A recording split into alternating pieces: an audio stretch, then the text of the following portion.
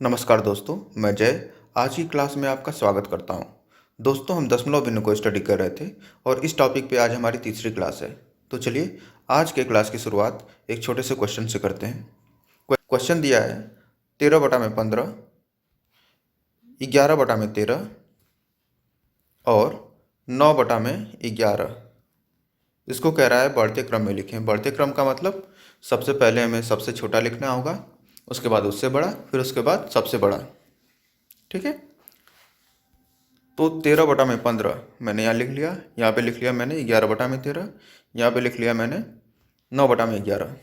हमें कुछ नहीं करना है, सीधे सब का जो है सभी भिन्नों में जो हर है ना उससे अंश में आप भाग दीजिए। तो 13 में 15 से भाग दिया तो हमें मिला 0.8666।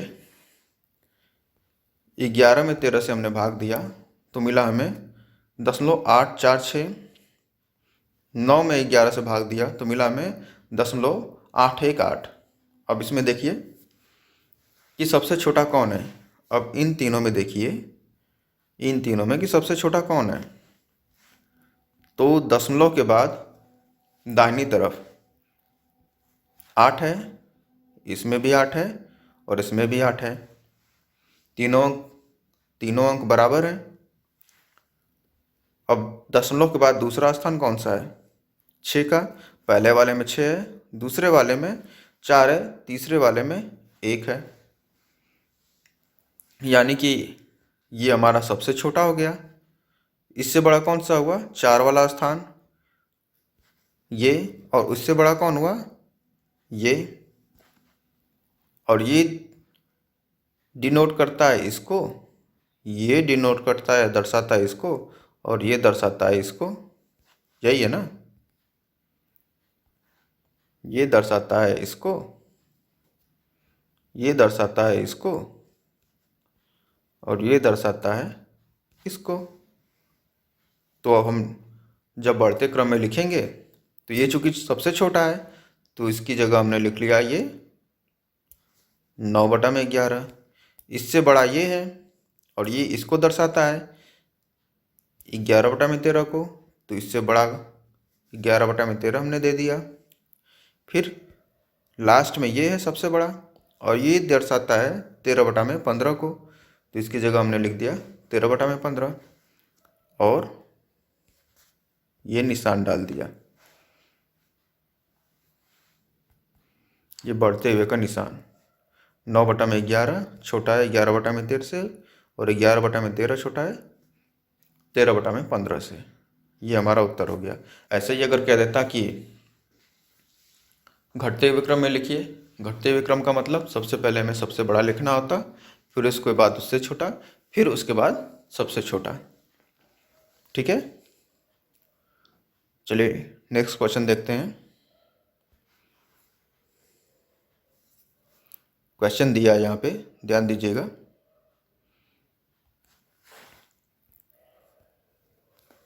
14.3 गुणे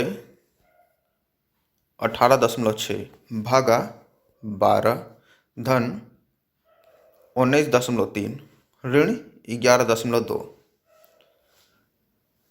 अब याद करिएगा मैथ का रूल। मैथ का रूल क्या कहता है? सबसे पहले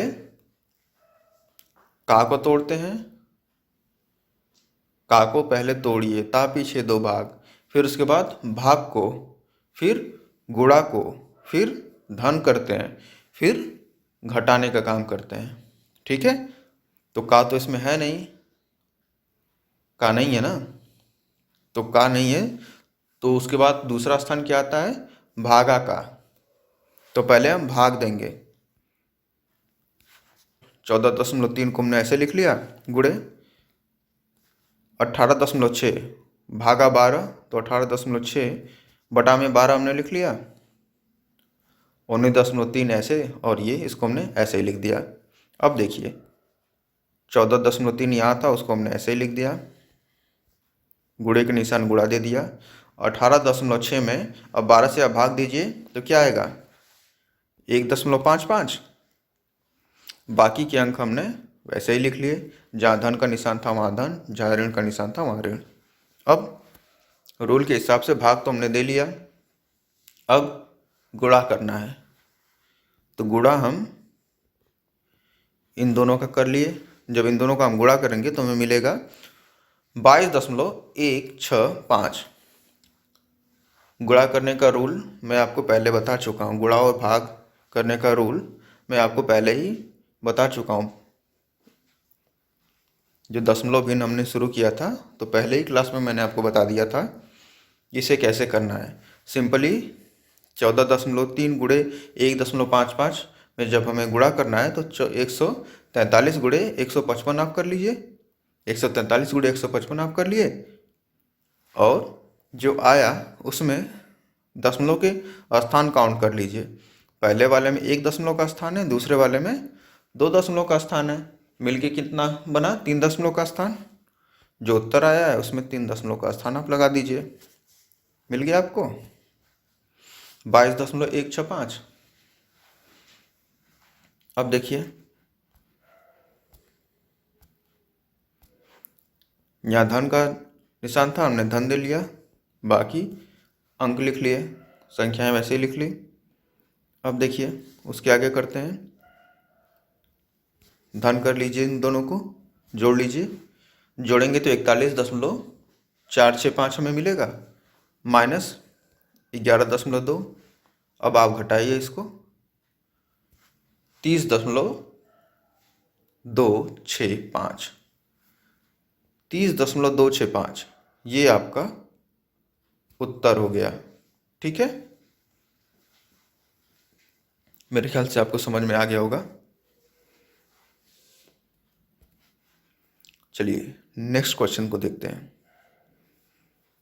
ध्यान दीजिएगा, ऐसे प्रश्न आपके एग्जाम में पूछे जाते हैं। दिया है 0.896 या कहें 0.896 गुणे 0.752 धन 0.896 गुणे 0.248। अब देखिए सबका बटा में लिखा है यहाँ पे, सबके बटा में 0.7 गुणे 0.034 प्लस 0.7 गुणे 0.966। इससे कंफ्यूज मत होइएगा, अंश में जो शून्य दिया हुआ है और यहाँ पे शून्य नहीं दिया हुआ है। ठीक है, अंक तो वही बनेंगे ना, संख्या वही बनेगी। दशमलव के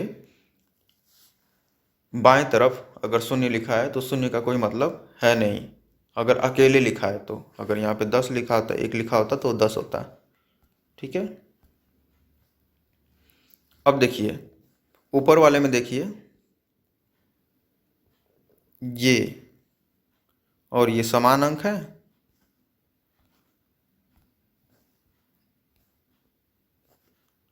इसका गुणा हो रहा है इसमें और इसका गुणा हो रहा है इसमें, और ये समान अंक है तो इसको हमने यहाँ पे कॉमन ले लिया। ठीक है, इसको हमने यहाँ पे कॉमन ले लिया, ब्रैकेट लगा दिया। ये संख्या बची और ये संख्या बची, बचा क्या? 0.725, वो हमने लिख लिया एक ब्रैकेट में,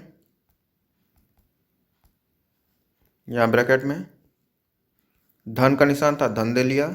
दूसरी संख्या क्या बची? 0.248, 0.248 हमने यहाँ लिख लिया। हर में अब आइए, 0.7 का इसमें गुणा हो रहा था, 0.7 का इसमें गुणा हो रहा था और 0.7 का ही इसमें भी गुणा हो रहा था, यानी 0.7 हर में कॉमन है तो 0.7 हमने कॉमन निकाल लिया। अब ब्रैकेट दे दिया, ब्रैकेट में बाकी की बची दो संख्याएं हैं उनको लिख लिया। 0.034 प्लस का निशान था, प्लस दे दिए, 0.966। अब देखिए इन दोनों को जोड़ेंगे तो क्या मिलेगा? 1। हमने 1 लिख लिया। वैसे ही इन दोनों को जोड़ो, वैसे ही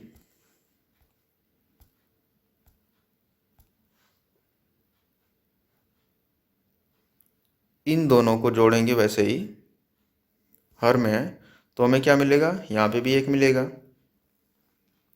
हमें अंश में भी 1 मिला, हर में भी 1 मिला, और ये दोनों अंक थे, इनको वैसे ही हमने लिख लिया यहाँ पे। ठीक है।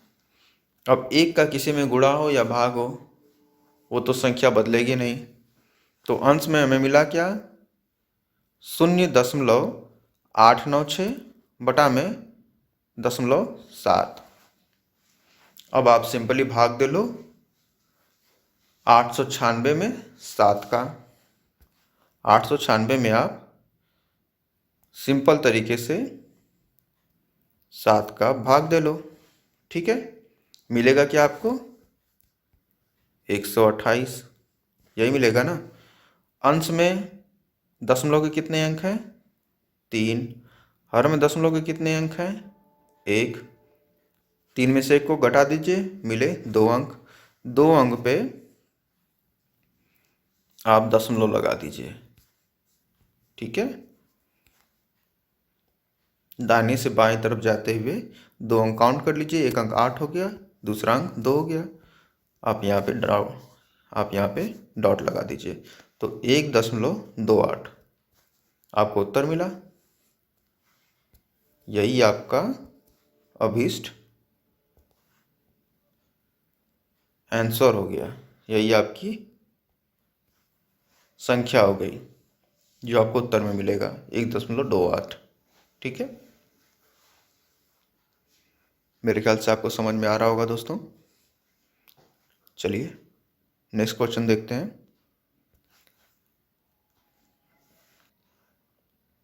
चलिए इस क्वेश्चन को देखिए। क्वेश्चन दिया है 1/3718 बराबर 0.2689। तो कह रहा है 1/0.0003718 बराबर क्या होगा। अब ध्यान दीजिएगा, अंश में 1 है, यहाँ पे भी 1 है। ये हर देखिए, अंक तो वही है ना, 3718 यहाँ पे था, 3718 यहाँ पे भी है।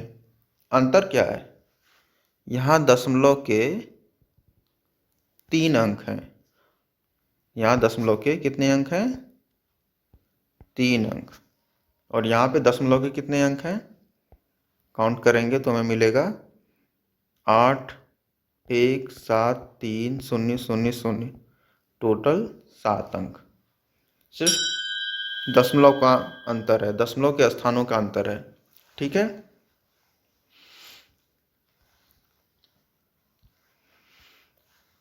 तो अगर इसमें हम 10,000 से भाग दे दें, 10,000 में कैसे मिला, इसमें दशमलव के 7 अंक हैं, इसमें दशमलव के 3 अंक हैं, तो 7 में से हम 3 को घटा देंगे तो कितना मिलेगा, 4।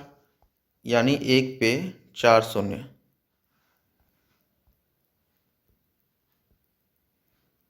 चार शून्य हमने रख लिए, यानी 10,000। 10,000 से हम इसमें भाग दें हर में, तो हमें ये संख्या मिल जाएगी,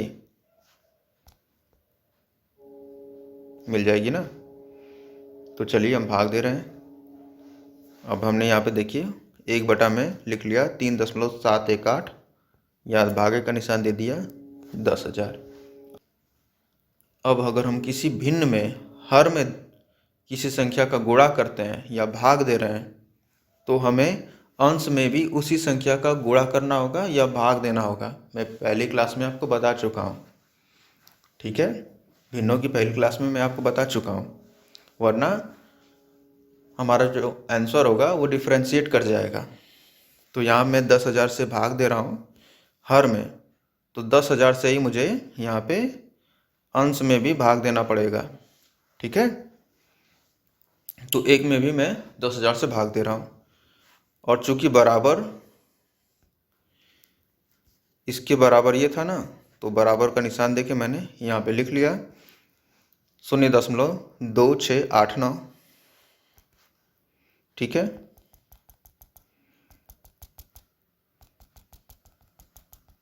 समझिएगा। इसके बराबर ये था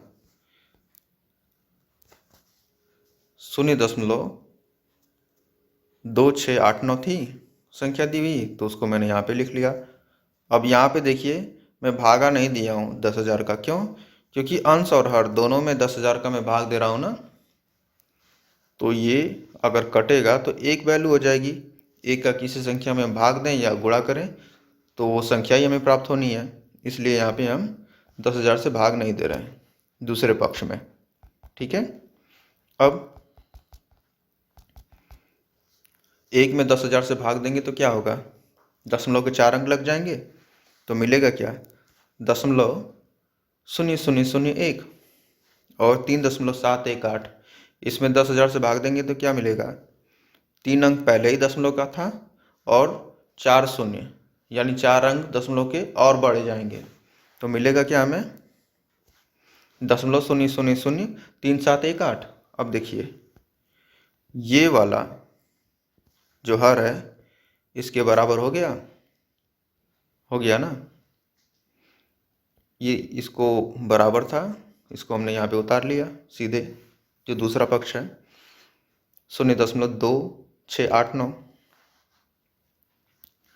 ये हर तो इसके बराबर अब हो गया, ठीक है, लेकिन अंश में यहाँ पे 1 था और यहाँ पे देखिए अंश में क्या मिला हमें? 0.001। यानी अगर हम अंश में 10,000 से गुणा कर दें तो ये 1 बन जाएगा, 1 बन जाएगा ना।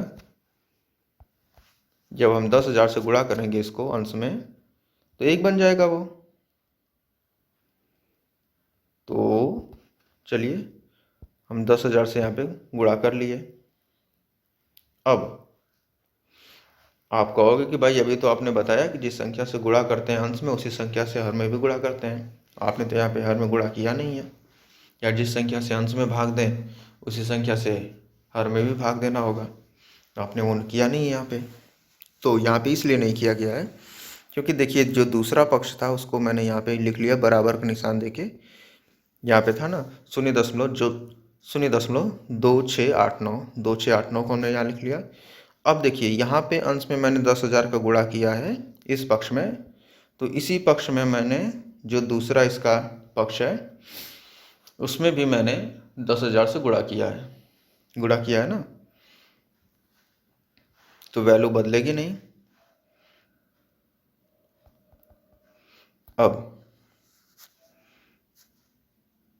एक में जब 10,000 से गुणा होगा तो क्या मिलेगा?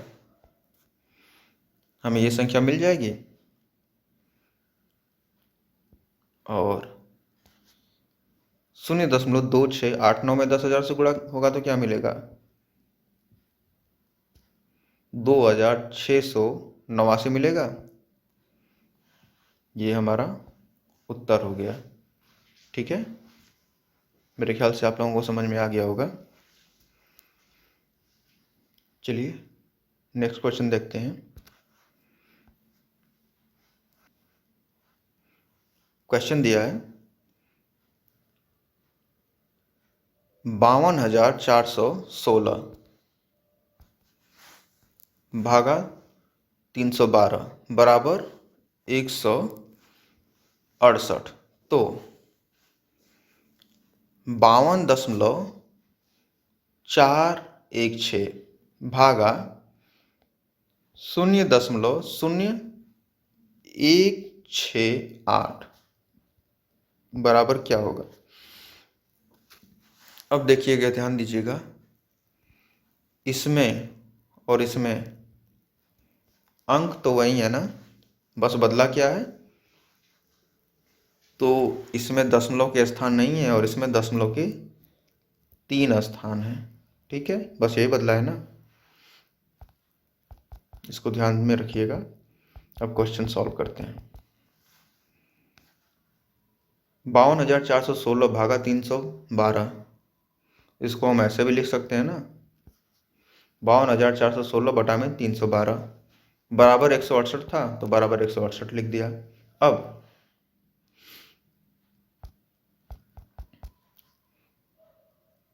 इस हर का दूसरे पक्ष के अंश में 168 दिया है सिर्फ, तो 168 का मतलब है 168 बटा में 1 भी हम लिख सकते हैं।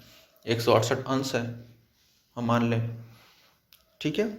168 में हम 312 का हम गुणा कर दें तो बराबर क्या हो गया हमारा 52,416, यानी 52,416 बराबर 168 गुणे 312, यानी कि 312 बराबर क्या होगा, 312 बराबर क्या होगा, 168 से हम 52,416 में भाग दे दें तो 312 मिल जाएगा हमें। तो देखिए अब यहाँ पे मैंने लिखा 52,416 बटा में 168 बराबर 312। अब ध्यान दीजिएगा, अब आते हैं क्वेश्चन के इस पार्ट पे। 52.416 भागा 0.0168 बराबर पूछ रहा है क्या होगा। अब यहाँ पे हर में देखिए 168 है,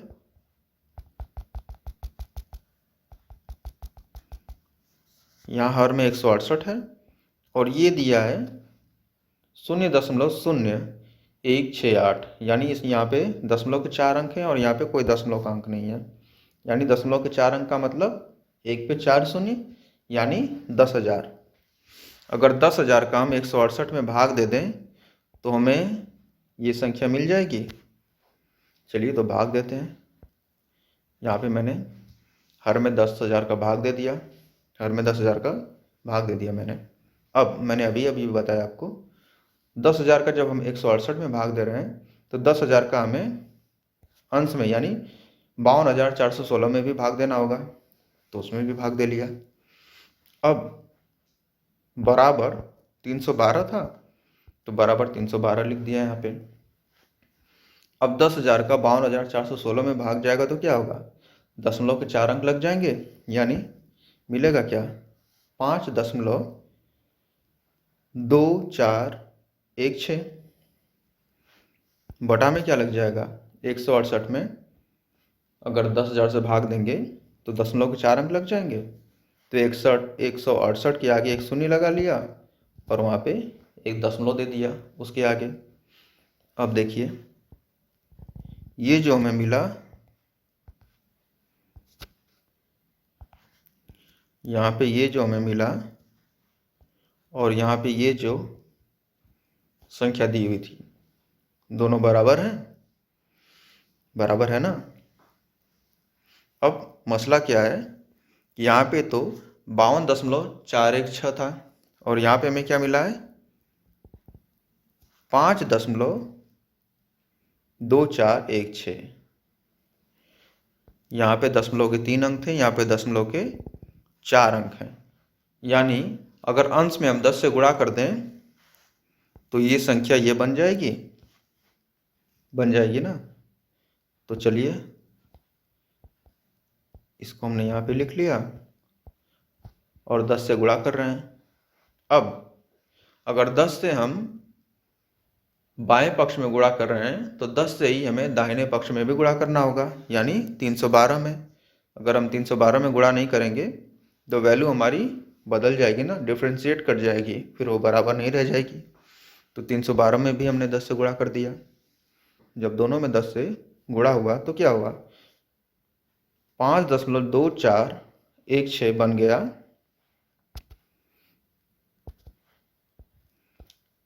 52.416।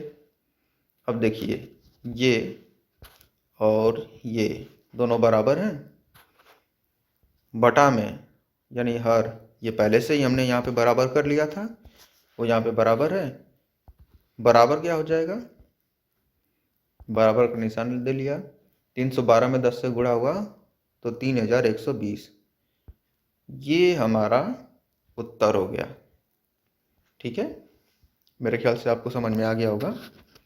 अगर ना समझ में आए तो कमेंट करिएगा मुझे। चलिए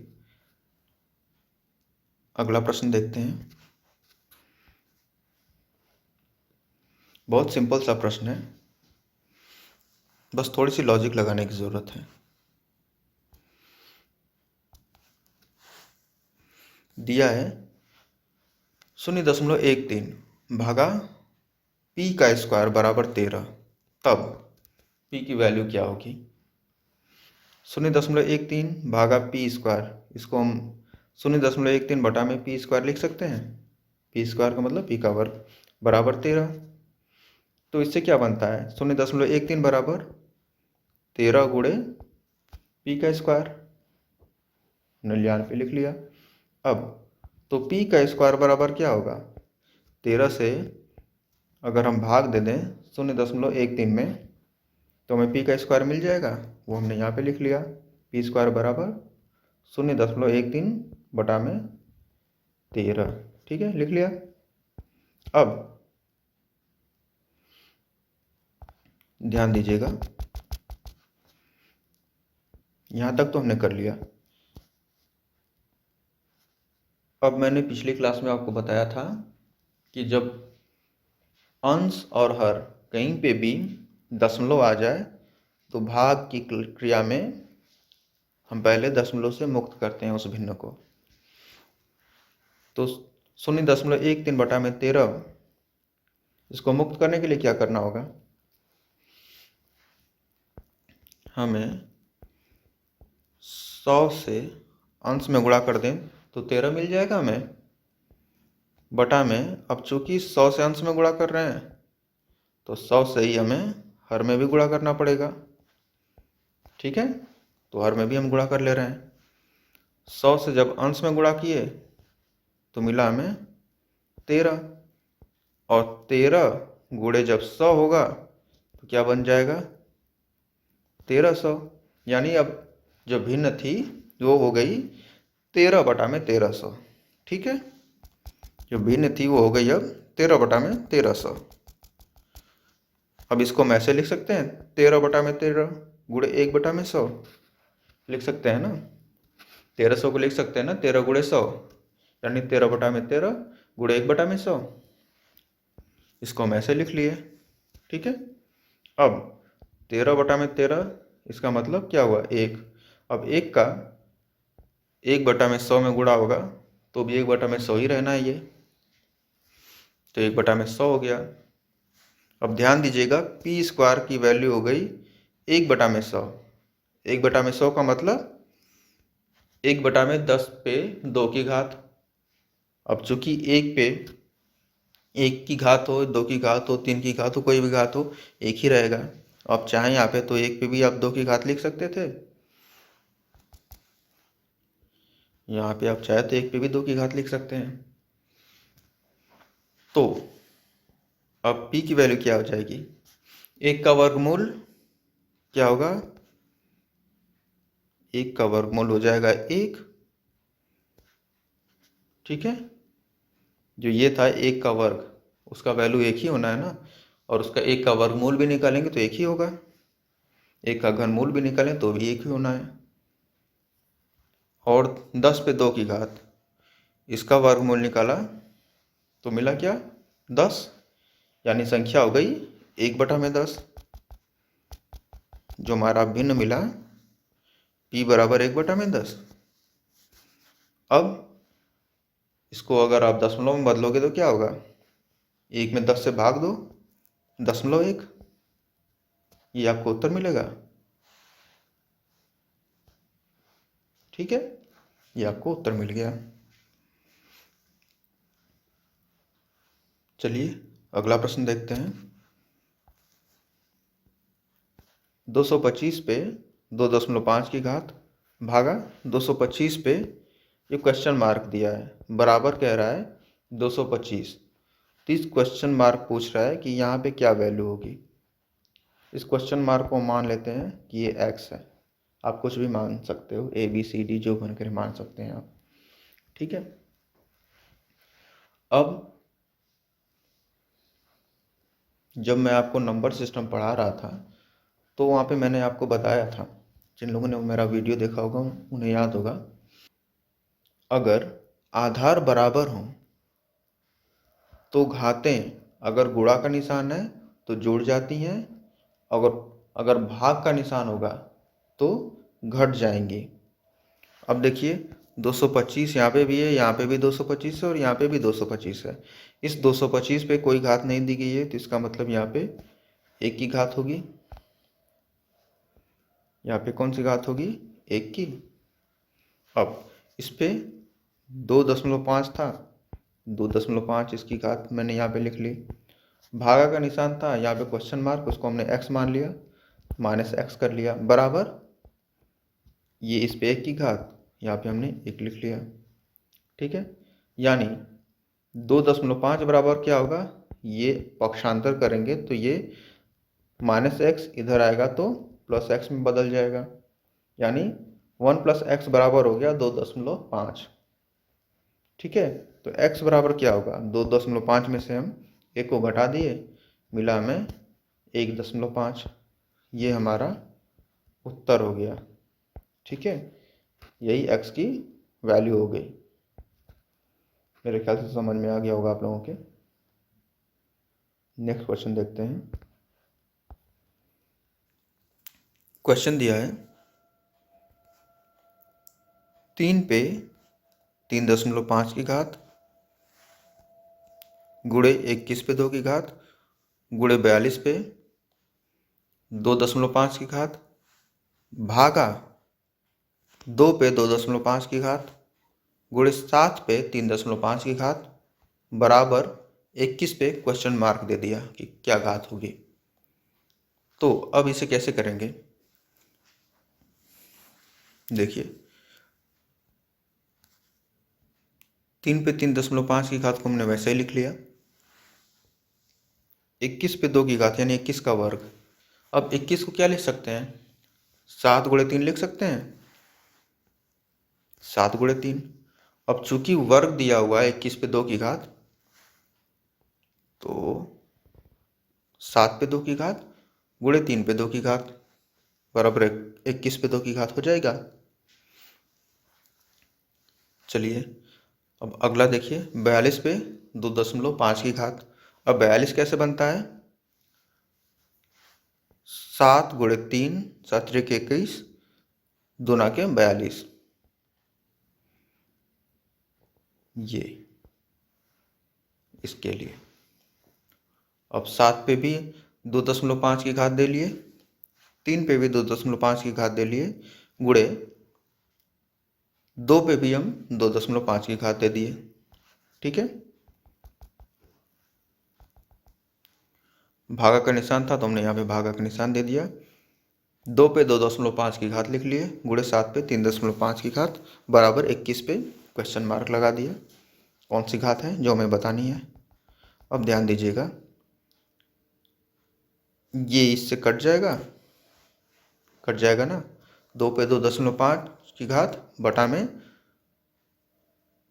2 पे 2.5 की घात, भाग जाएगा, कट जाएगा। अब हमें मिला इतना इतना, ये भाग वाला पोर्शन ये जो था ये हमारा इतना पोर्शन ये खत्म हो गया। ठीक है, अब इसको देखिए, अभी अभी मैंने बताया और पिछली कई क्लासेस में बता चुका हूँ कि आधार अगर बराबर हो तो घातें जुड़ जाती हैं। तो 3 देखिए कहाँ कहाँ है, एक ये 3 है, दूसरा ये 3 है, तीसरा ये 3 है, 3 3 है। आधार में मैंने 3 लिख लिया और तीनों की घातें लिख ली घात के रूप में। 3.5 धन 2 धन 2.5, गुणा का निशान दे लिया। दूसरी हमारे पास क्या है? 7। 7 कहाँ कहाँ है? 7 का वर्ग एक ये रहा, फिर 7 पे 2.5 की घात, फिर 7 पे 3.5 की घात। तो 7 हमने आधार में लिख लिया और घातों को जोड़ते हुए लिख लिया। 2 धन 2.5 धन 3.5 बराबर ये 21 था, तो हमने 21 लिख लिया, उस पर क्वेश्चन मार्क घात पे लगा दिया। अब घातों को जोड़िए, तो 3 पे ये तीनों जोड़ेंगे तो 8 की घात बनेंगे, गुणे 7 पे ये तीनों जोड़ेंगे, ये तीनों, तो ये भी 8 की घात बनेंगे, यानी कि दोनों पे 8 की घात हो गए, दोनों पे 8 की घात हो गई ना, बराबर क्या है 3 पे 8 की घात गुणे 7 पे 8 की घात बराबर 21 पे घात पे हम क्वेश्चन लगा दिए। अब देखिए घातें दोनों की बराबर हो गई, तो आधार का हम गुणा कर सकते हैं, तो 3 और 7 का गुणा करें तो 7 त्रिकी 21, 21 पे हम 8 की घात लिख लिए, और ये दिया 21 पे क्वेश्चन मार्क, यानी ये घात है ये हमारी 8 हो जाएगी, तो 8 हमारा ये उत्तर हो गया। ठीक है, मेरे ख्याल से आपको समझ में आ गया होगा। चलिए अगला क्वेश्चन देखते हैं, ध्यान दीजिएगा। क्वेश्चन दिया है 256 पे दिया है घात के रूप में 0.16 गुणे 16 पे घात के रूप में दिया है 0.18। पूछ रहा है इसके बराबर क्या होगा।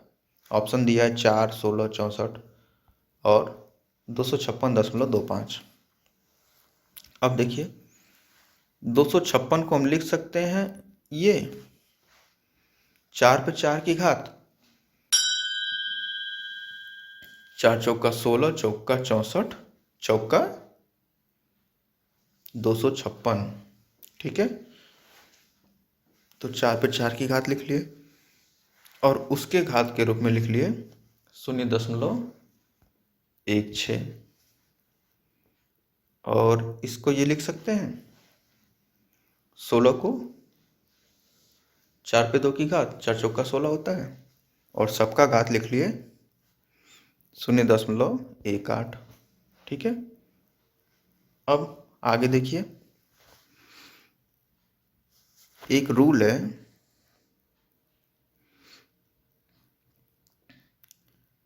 a पर m की घात और उसके ऊपर n की घात बराबर होता है a पर mn की घात, यानी a पर जो mn है ना, ये दोनों इन दोनों का गुणा हो गया। ये मैं आपको पहले भी बता चुका हूँ। ठीक है, तो अब 4 का इसमें गुणा हो जाएगा, इसमें,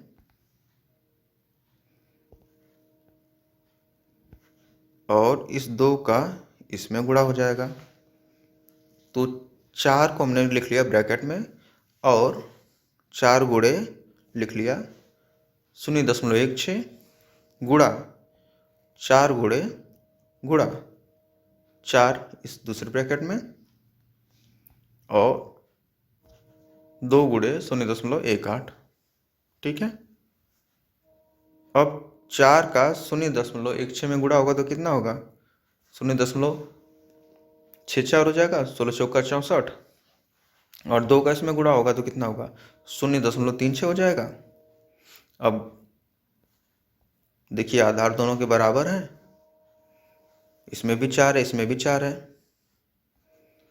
जब आधार बराबर हो तो मैंने अभी बताया, जहाँ गुणे का निशान दिया हो आधार बराबर हो तो घातें जुड़ जाएंगी, जहाँ भागा का निशान दिया हो घातें वहाँ पे घट जाएंगी। 4 हमने यहाँ पे लिख लिया, 64 और 36 को जोड़ दीजिए, जोड़ने पे क्या मिलेगा 1, 4 पे 1 की घात का मतलब 4, यही हमारा उत्तर हो जाएगा। तो ऑप्शन ए हमारा सही हो जाएगा। ठीक है, मेरे ख्याल से आप लोगों को समझ में आ गया होगा। तो आज के लिए इतना ही। अगर मेरा वीडियो अच्छा लगा हो तो इसे लाइक करिएगा, शेयर करिएगा और मेरे चैनल को सब्सक्राइब करिएगा। धन्यवाद।